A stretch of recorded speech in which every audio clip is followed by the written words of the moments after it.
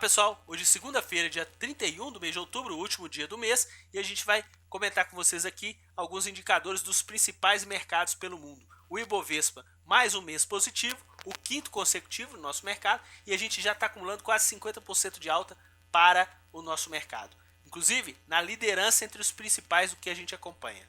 Moeda americana, mais um mês de desvalorização e já acumula no ano quase 21% de queda.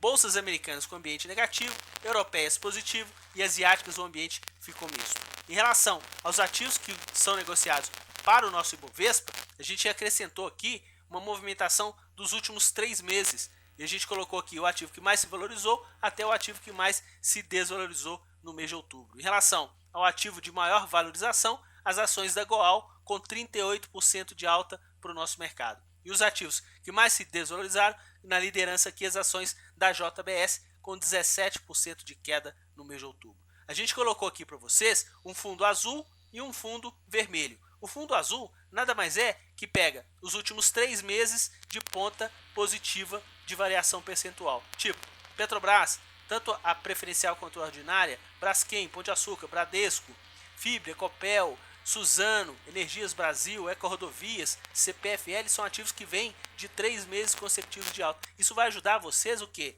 A mesclar essa informação com também o comportamento do fluxo. Que aí vocês conseguem verificar aí como é que está sendo a pressão de fluxo e a evolução dos preços dos ativos no nosso mercado. Nessa ponta vermelha aqui, a gente tem aqui as ações da Cielo e também as ações da Telefônica Vivo, que tem aí 3 meses de desvalorização para o nosso mercado. A gente espera que vocês aproveitem essa informação e comentem em relação a esse quadro, se vocês tiverem alguma dúvida aí nos comentários desse vídeo. Vamos falar agora, pessoal, do gráfico mensal do Ibovespa. A gente fechou aí com esse mês de valorização, conforme a gente já viu, e a gente está se aproximando do terceiro maior nível de preços em base histórica para o nosso índice, lá na região dos 65.800 que a gente alcançou aqui como base de fechamento no mês de fevereiro de 2012. Já se passaram mais de 4 anos e meio aí desse patamar de preços. E se a gente ultrapassar esse mesmo patamar, a gente vai se aproximar o quê? Ao segundo maior nível de preço que ocorreu lá em 2010, inclusive com o topo duplo, em março e em outubro. E ultrapassando esse patamar, 74 mil pontos, 73.920 para ser mais exato, que a gente formou lá em 2008, antes da crise do mercado americano das hipotecas, ficou mais conhecido como a crise subprime. Pessoal, dando uma olhada aqui na movimentação dos ativos em base diária no pregão de hoje, essa alta para o nosso índice, olha para onde que ela foi movida, pessoal. Pelo fluxo. Olha o que eles fizeram aqui no nosso mercado futuro. Quase 350 milhões em compra. Quase 200 em compra no mercado à vista. Se a gente verificar aqui essa movimentação intradiária por parte deles, olha que show, pessoal. Nas 2 primeiras horas, eles já estavam acumulando quase 125 milhões de reais de ponta compradora. Nosso índice se valorizou aí quase 600 pontos em relação ao fechamento de sexta. Depois, entre 11 horas e 1 hora da tarde, a gente corrigiu aí praticamente 400 pontos. E essa movimentação, simplesmente o fluxo não deu nem bola praticamente. Saíram realmente numa ponta de 125 para 100, ou seja, 1/5 que eles venderam dessa posição compradora anterior. E o que aconteceu depois com a movimentação dos preços, pessoal? Ponta de valorização e eles aproveitaram para incrementar ponta compradora. No mercado à vista, eles interromperam 3 pregões que eles vinham numa ponta vendedora e hoje fecharam com uma ponta compradora com redução no leilão de fechamento. E dá uma olhada aqui como é que ficaram as evoluções dos nossos contratos em base intradiária, tanto para o Ibovespa e dólar. Bom, vamos falar aqui primeiro do contrato que se encerrau, foi o dólar X. Eles começaram com uma ponta vendedora, só que a liquidez desse contrato durante o dia vai realmente perdendo força, só que em relação ao preço médio eles conseguiram até aí oferir lucro de pouco mais de 250 mil reais no nosso mercado. Mas dá uma olhada no contrato novo, pessoal, olha o que eles fizeram. No contrato novo, ponta compradora praticamente durante todo o pregão. Inclusive quando a gente estava aí com uma sequência negativa para a moeda americana, eles estavam acumulando compras.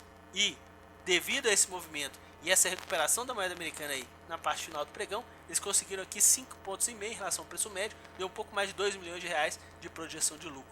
Em relação ao nosso mercado futuro do Ibovespa, eles tiveram uma projeção de lucro de 225 pontos em relação ao preço médio, deu um pouco mais de 1 milhão e 100 no nosso mercado. Vamos dar uma olhadinha aqui agora na movimentação deles no contrato em base diária. Vamos começar aqui pelo esse contrato novo, o contrato Z. Hoje, essa movimentação que a gente está comentando com vocês foi bem expressiva. Só que não contrastou com a movimentação de queda que a gente teve aí para a moeda americana. Inclusive, a gente começou essa liquidez do contrato, eles estavam acumulando praticamente R$1 milhão e toda essa ponta compradora, só que no pregão de sexta-feira eles venderam essa ponta de 1 milhão, ficaram praticamente no 0 a 0 e hoje retomaram bem fortemente essa ponta compradora para esse contrato que vai se encerrar somente no final do mês de novembro. No contrato que a gente terminou no dia de hoje, eles atuaram nessa ponta vendedora, conforme vocês já viram, e para quem acompanha nosso canal, eles ficaram praticamente todo o contrato na ponta vendedora, e ao término do contrato, eles simplesmente mudaram a mão. E a gente teve inclusive uma evolução ascendente para a moeda americana, bem expressiva. Então eles atuaram com uma ponta vendedora, auferiram lucro. Com uma ponta compradora, também conseguiram oferir lucro aí para o nosso mercado. Pessoal, dá uma olhada agora nos contratos do Ibovespa Futuro. Olha o show, pessoal. Já estão acumulando com essas compras de hoje mais de 2 bilhões de reais para os nossos contratos do Ibovespa. Inclusive, mais uma máxima em base diária para esses nossos contratos, 65.980 pontos. E essa movimentação, desde aquele fundo que a gente teve lá antes de iniciar o contrato, eles já compraram praticamente aqui 2 bilhões e 600 milhões de reais para o nosso mercado futuro do Ibovespa. Voltando lá para a gente analisar os nossos ativos, olha aqui, eles tiveram hoje como variação média dos ativos que eles compraram, 1,5. Variação média dos ativos que eles venderam, 0,40. Eles perderam dinheiro aqui. Só que como o volume comprador foi maior, eles tiveram maior projeção de lucro. No caso aqui, das ações que eles atuaram como carro-chefe de compras e de vendas, eles perderam dinheiro, porque foram realmente na ponta contrária. O destaque que a gente pode comentar com vocês hoje foram as ações do setor bancário. Banco do Brasil, Itaúsa, Itaú, inclusive também as ações do Banco Bradesco, que inclusive teve uma ponta compradora de pouco mais de 7 milhões, só que como o ativo aqui de menor volume comprador foi Sabesp com 14, ele não apareceu aqui nesse conteúdo. Então quer dizer, esse setor bancário foi empurrado por parte deles aí no pregão de hoje. E na ponta vendedora, as ações da Petrobras. Inclusive a gente está sempre comentando com vocês, a gente chegou a fazer até um vídeo com a evolução semanal na sexta-feira, que a gente chegou a apontar algumas recomendações em relação ao fluxo estrangeiro que a gente acompanha aí no ativo. Em relação ao mercado de opções, foram os dois vendedores, tanto Petrobras e Vale, com maior ênfase aqui, inclusive maior volume para a Petrobras. No caso de Petrobras, projeção de lucro e prejuízo para as opções da Vale. Se a gente dá uma olhadinha aqui no nosso quadro, na ponta vendedora de ambos, eles tiveram o quê? Projeção de lucro. E na ponta compradora, prejuízo. No caso de Vale, não foi suficiente, por quê? Porque eles tiveram aqui um prejuízo maior do que o lucro que eles tiveram na ponta vendedora. No caso de Petrobras, não. Eles conseguiram ter prejuízo aqui nessa ponta compradora, só que na ponta vendedora eles tiveram uma projeção de lucro bem maior para o ativo. Pessoal, vamos ficar bem ligado em relação a essa evolução de fluxo, porque o nosso mercado está simplesmente sendo carregado aí por parte do fluxo estrangeiro que atua aí no nosso mercado. Amanhã a gente volta com o nosso giro rápido por volta de 2 horas da tarde. Convido vocês para que acessem o nosso giro rápido para vocês já aproveitarem o comportamento e a pressão de preços que esses investidores fazem em nossos ativos. Um forte abraço a todos e até amanhã, pessoal!